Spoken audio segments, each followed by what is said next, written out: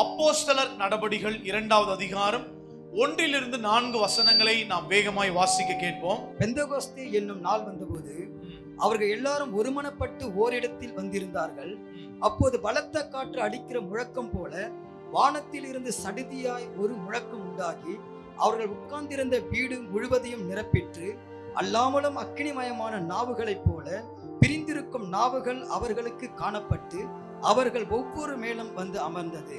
அவர்கள் எல்லாரும் பரிசுத்த ஆவியினாலே நிரப்பப்பட்டு ஆவியானவர் தங்களுக்கு தந்தருளின வரத்தின்படியே வெவ்வேறு பாஷைகளிலே பேசத் தொடங்கினார்கள். ஆமென். கைகளை உயர்த்தி சொல்லுங்க அல்லேலூயா. இன்னைக்கு உலகம் முழுக்க, முழு உலகத்திலேயும் பரிசுத்த ஆவியானவர் பெந்தெகோஸ்தே நாள் என்கின்ற ஒரு நாளை சபைகள் கொண்டாடி கொண்டிருக்கிறார்கள். நமக்கு இன்னைக்கு மட்டும்தான் பெந்தெகோஸ்தே நாள் அல்ல, நாம் எல்லா நாளும் ஆவியானவரால் நிரப்பப்பட்டு ஆவியானவரை மகிமைப்படுத்தி ஆவியானவரோடு நடக்கின்ற தேவ பிள்ளைகளாக இன்னைக்கு வாழ நம்மை நாமே தீர்மானிக்க போகிறோம்.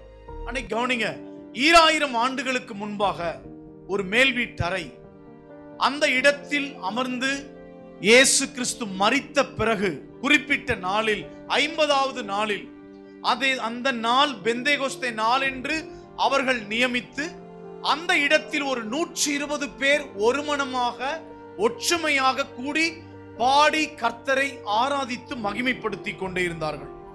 அந்த நேரத்தில் தான் பைபிள் சொல்லுது 4வது வசனத்துல, அவர்கள் எல்லாரும் பரிசுத்த ஆவியினாலே நிரப்பப்பட்டு.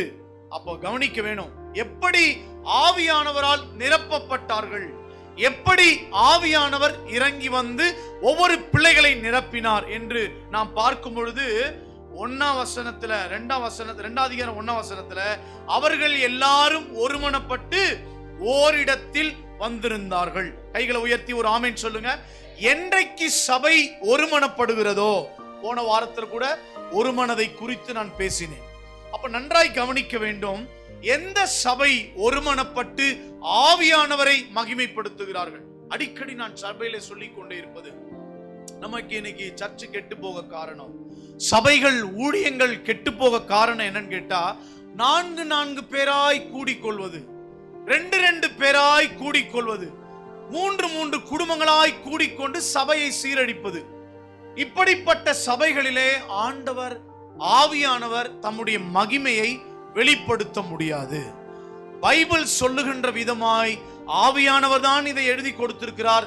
அவர்கள் ஒருமனப்பட்ட பொழுதுதான் சபையிலே கர்த்தருடைய ஆவியானவர் அவர்கள் மேல் இறங்கி வந்தார்.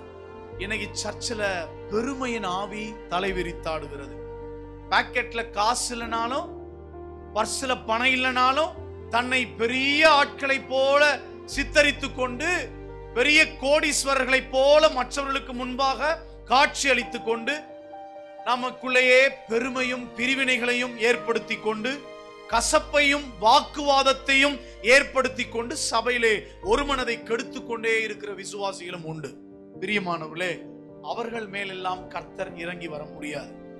யார் ஒருமனப்பட்டு ஆவியானவரை உண்மையாய் ஏக்கத்தோடு நம்பி விரும்புகிறார்களோ அவர்கள் வாழ்க்கையில தான், அவர்கள் மேலேதான் கர்த்தர் வல்லமையாக இறங்கி வருவார். ஒரு ஆமென் ஜோரா சொல்லுங்க பார்க்கலாம்.